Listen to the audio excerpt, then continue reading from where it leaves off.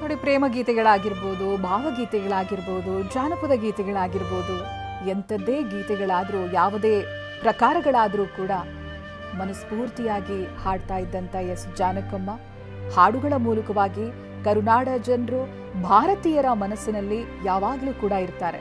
ಬಹಳಷ್ಟು ಜನ ಕಲಾವಿದರು ಮಾತನಾಡಿರೋ ರೀತಿಯಾಗಿ ಕಲಾವಿದರಿಗೆ ಯಾವುದೇ ರೀತಿಯಾದಂಥ ಸಾವಿರೋದಿಲ್ಲ.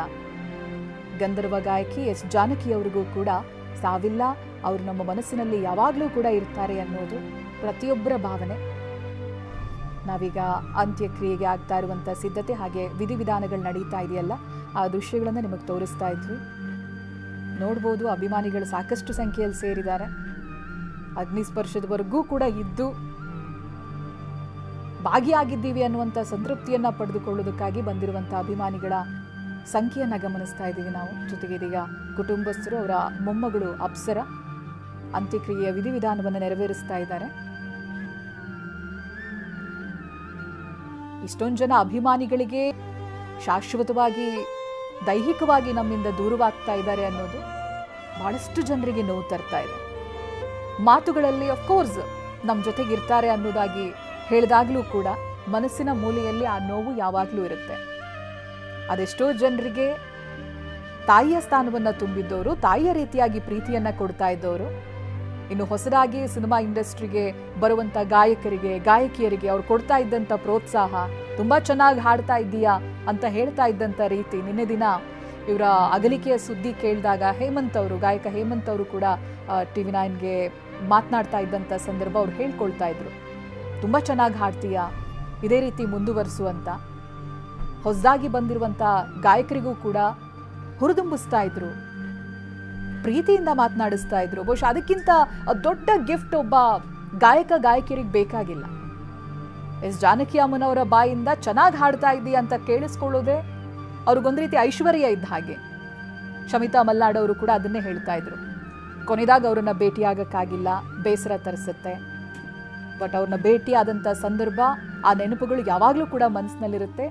ಅಷ್ಟು ಪ್ರೀತಿಯಿಂದ ನಮ್ಮನ್ನು ನೋಡ್ಕೊಳ್ತಾರೆ ಅವ್ರ ಮನೆಗೆ ಹೋದಾಗ ಅಂತ ಹೇಳ್ತಾ ಇದ್ದಂಥ ರೀತಿ ಜಾನಕಮ್ಮನವರ ವ್ಯಕ್ತಿತ್ವ ಎಂಥದ್ದು ಅನ್ನೋದನ್ನು ತೋರಿಸುತ್ತೆ.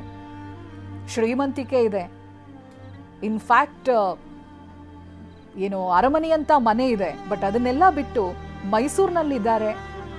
ಮೈಸೂರಿನಲ್ಲಿ ಅವರ ಕೊನೆಯ ಕ್ಷಣಗಳನ್ನು ಕಳೀತಾರೆ ಅಂತ ಹೇಳಿದ್ರೆ ಅವರ ಸರಳತೆ ಎಷ್ಟಿರ್ಬೋದು ಅದು ಒಂದು ಕಾರಣ, ಉದಾಹರಣೆ.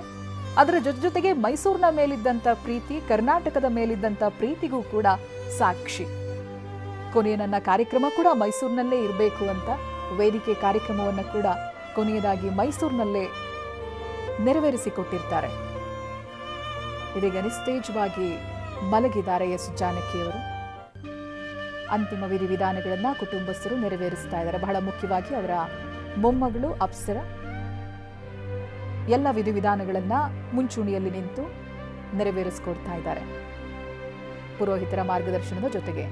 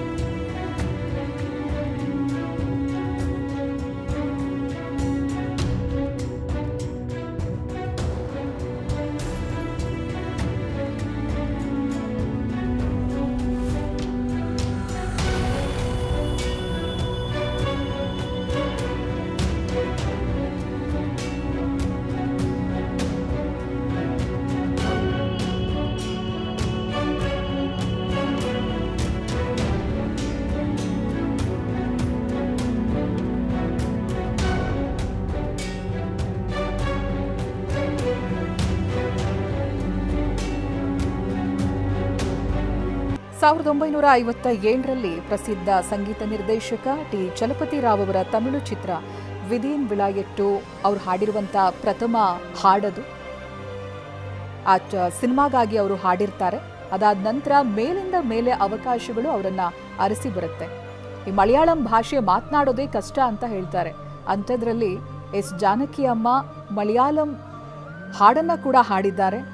ವಿವಿಧ ಭಾಷೆಗಳಲ್ಲಿ ಸ್ಪಷ್ಟವಾಗಿ ಹಾಡಿರುವಂಥ ಕೀರ್ತಿ ಎಸ್ ಜಾನಕಿ ಅಮ್ಮನವರಿಗೆ ಸಲ್ಲುತ್ತೆ. ಕನ್ನಡದ ಕೃಷ್ಣ ಗಾರುಡಿ ಇವೆಲ್ಲ ಒಂದಾದ ನಂತರ ಒಂದರಂತೆ ಅವರು ಹಾಡಿರುವಂಥ ಹಾಡುಗಳು, ಹಾಗೆ ಅವರ ಆರಂಭದ ದಿನಗಳಿದು. ದಕ್ಷಿಣ ಭಾರತದ ಎಲ್ಲ ಪ್ರಧಾನ ಭಾಷೆಗಳಲ್ಲೂ ಕೂಡ ಹಾಡಿರುವಂಥ ಮಹಾನ್ ಗಾಯಕಿ ಎಸ್ ಜಾನಕಮ್ಮ. ಇಷ್ಟು ಮಾತ್ರ ಅಲ್ಲ, ಹಿಂದಿ ಹಾಡುಗಳನ್ನು ಕೂಡ ಹಾಡಿದ್ದಾರೆ. ಭಾರತದ ಬಹಳಷ್ಟು ಭಾಷೆಗಳಲ್ಲಿ ಗಾನ ಮಾಧುರ್ಯದ ಸವಿಯನ್ನ ಎಸ್ ಜಾನಕಿ ಅಮ್ಮ ಬಿತ್ತಿದ್ದಾರೆ. ಇವತ್ತು ಸೋಷಿಯಲ್ ಮೀಡಿಯಾದಲ್ಲೂ ಕೂಡ ಬಹಳಷ್ಟು ಜನ ಸರ್ಚ್ ಮಾಡ್ತಾರೆ, ಎಸ್ ಜಾನಕಿ ಅಮ್ಮನವರ ಬಗ್ಗೆ ಪೋಸ್ಟ್ ಅನ್ನ ಹಾಕ್ತಾರೆ, ಹಾಗೆ ನಮನವನ್ನ ಸಲ್ಲಿಸ್ತಾ ಇದ್ದಾರೆ ಅಂತ ಹೇಳಿದ್ರೆ ಕಾರಣ ಅಷ್ಟೊಂದು ಭಾಷೆಗಳಲ್ಲಿ ಹಾಡಿದ್ದಾರೆ. ಲಕ್ಷಾಂತರ ಕೋಟ್ಯಾಂತರ ಸಂಖ್ಯೆಯಲ್ಲಿ ಅಭಿಮಾನಿಗಳ ಮನಸ್ಸನ್ನ ಅವರು ತಲುಪಿದ್ದಾರೆ ಅಂತ. ಎಂಥ ಹಳೆಯ ಹಾಡಾದರೂ ಕೂಡ ಎಸ್ ಜಾನಕಿ ಅಮ್ಮನವರ ಧ್ವನಿ ಕೇಳಿಸಿದ ತಕ್ಷಣ ಈಗಿನ ಈ ಜನರೇಷನ್ನ ಯುವಕ ಯುವತಿಯರು ಕೂಡ ಅದನ್ನ ಕೇಳಿಸ್ಕೊಳ್ತಾರೆ, ಖುಷಿ ಪಡ್ತಾರೆ, ಅವರ ಹಾಡುಗಳನ್ನ ಅನುಭವಿಸ್ತಾರೆ ಅಂತ ಹೇಳಿದ್ರೆ ಅದು ಅವರ ಧ್ವನಿಗಿರುವಂತ ಶಕ್ತಿ. 40,000ಕ್ಕೂ ಅಧಿಕ ಹಾಡುಗಳು ಹಾಡಿರೋದು, 20ಕ್ಕೂ ಅಧಿಕ ಭಾಷೆಗಳಲ್ಲಿ ಹಾಡಿದ್ದಾರೆ. ಅಷ್ಟು ಸುಲಭ ಅಲ್ಲ ಒಂದು ಭಾಷೆಯನ್ನ ಕಲಿಯೋದು. ಅಂಥದ್ರಲ್ಲಿ ಆ ಭಾಷೆಗೆ ಭಾವ ತುಂಬಿ ತಮ್ಮ ಮಾತೃಭಾಷೆಯ ರೀತಿ ಸ್ಪಷ್ಟವಾಗಿ ಉಚ್ಚಾರಣೆ ಮಾಡೋದು, ಸ್ಪಷ್ಟವಾಗಿ ಹಾಡನ್ನ ಹಾಡೋದು ಅದು ಸಾಮಾನ್ಯದ ವಿಚಾರನೇ ಅಲ್ಲ. ಎಸ್ ಜಾನಕಿ ಅಮ್ಮನವರಿಗೆ ಜಾನಕಿ ಅಮ್ಮನವರೇ ಸಾಟಿ. ಚಿಕ್ಕ ವಯಸ್ಸಿನಿಂದಲೇ ಸಂಗೀತದ ಮೇಲೆ ಅಪಾರವಾದಂಥ ಆಸಕ್ತಿ ಇರುತ್ತೆ. ಮನೆಯಲ್ಲೇ ಆಗ್ತಾ ಇರುವಂಥ ಭಜನಾ ಕಾರ್ಯಕ್ರಮಗಳಲ್ಲಿ ಬಹಳ ಆಸಕ್ತಿಯಿಂದ ಭಾಗವಹಿಸ್ತಾ ಇದ್ರು. ಅದಾದ ನಂತರ ಕುಟುಂಬಸ್ಥರ ಪ್ರೋತ್ಸಾಹ, ಬಹಳ ಮುಖ್ಯವಾಗಿ ಅವರ ಚಿಕ್ಕಪ್ಪನ ಪ್ರೋತ್ಸಾಹ ಅವರಿಗೆ ರೆಕಾರ್ಡಿಂಗ್ ಸ್ಟುಡಿಯೋದವರೆಗೂ ಕೂಡ ಅವರನ್ನ ಕರ್ಕೊಂಡು ಬರುತ್ತೆ. ಅಲ್ಲಿ ಅವರ ಧ್ವನಿಯನ್ನ ಕೇಳಿದವರು ನಿಜಕ್ಕೂ ಮೂಕ ವಿಸ್ಮಿತರಾಗ್ತಾರೆ. ಇಷ್ಟು ಪುಟ್ಟ ಹುಡುಗಿಯ ಧ್ವನಿ ಇಷ್ಟು ಚೆನ್ನಾಗಿರೋದಕ್ಕೆ ಹೇಗೆ ಸಾಧ್ಯ, ಅದ್ಭುತವಾದಂಥ ವೈಬ್ ಇದೆ ಇದರಲ್ಲಿ ಅಂತ. ಅಲ್ಲಿಂದ ಅವರಿಗೆ ಅವಕಾಶಗಳು ಒಂದಾದ ಮೇಲೆ ಒಂದು ಬರೋದಕ್ಕೆ ಶುರುವಾಗುತ್ತೆ. ಕೊಂಡಿಲ್ಲ ಆಗ್ಲೇ ಹೇಳಿದಾಗೆ ಅರಮನೆಯಂತ ಮನೆ ಇದ್ರೂ ಕೂಡ ಆಂಧ್ರದಲ್ಲಿ ಅವರು ಕೊನೆ ಕ್ಷಣಗಳನ್ನ ಕಳೀತಾ ಇದ್ದಿದ್ದು ಮೈಸೂರಿನಲ್ಲಿ, ಕಳೆದಿದ್ದು ಮೈಸೂರಿನಲ್ಲಿ. ಕನ್ನಡಿಗರು ಇವ್ರ ಮೇಲೆ ಎಷ್ಟೊಂದು ಪ್ರೀತಿ ಇಟ್ಟಿದ್ರು, ಅದರ ದುಪ್ಪಟ್ಟು ಪ್ರೀತಿ ಜಾನಕಿ ಅಮ್ಮನವರಿಗೆ ಕನ್ನಡದ ನೆಲದ ಮೇಲೆ, ಕನ್ನಡದ ಭಾಷೆಯ ಮೇಲೆ, ಕನ್ನಡಿಗರ ಮೇಲೆ ಇತ್ತು ಅನ್ನೋದಕ್ಕೆ ಇದೇ ಸಾಕ್ಷಿ.